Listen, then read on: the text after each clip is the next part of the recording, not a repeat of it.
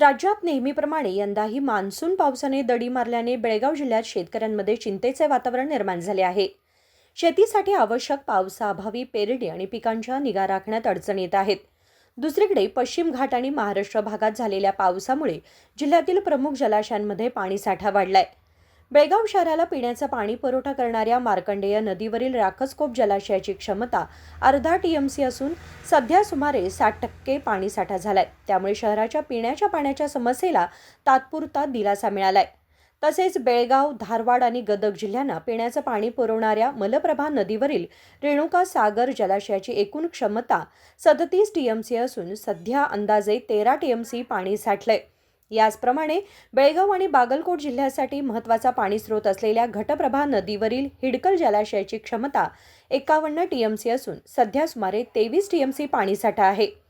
जलाशयांमध्ये पाण्याची पातळी वाढल्यानं सध्या पिण्याच्या पाण्याची समस्या कमी झाली असली तरी शेतीसाठी आवश्यक पाऊस अजूनही झालेला नसल्यानं शेतकऱ्यांची चिंता वाढली आहे.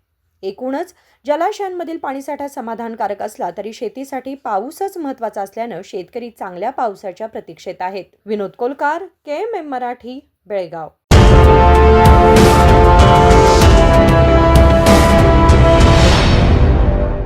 What if your wish list came wrapped in diamonds? Like a BMW X1, a 24-carat gold bar, and 100% off on making charges for diamond purchases? Can it really happen? Yes, make it come true at the Bhima Brilliance Diamond Jewelry Festival. Buy diamonds at Bhima and avail many more exciting rewards. Offer valid from July 9th to August 9th at all Bhima showrooms. TNC apply.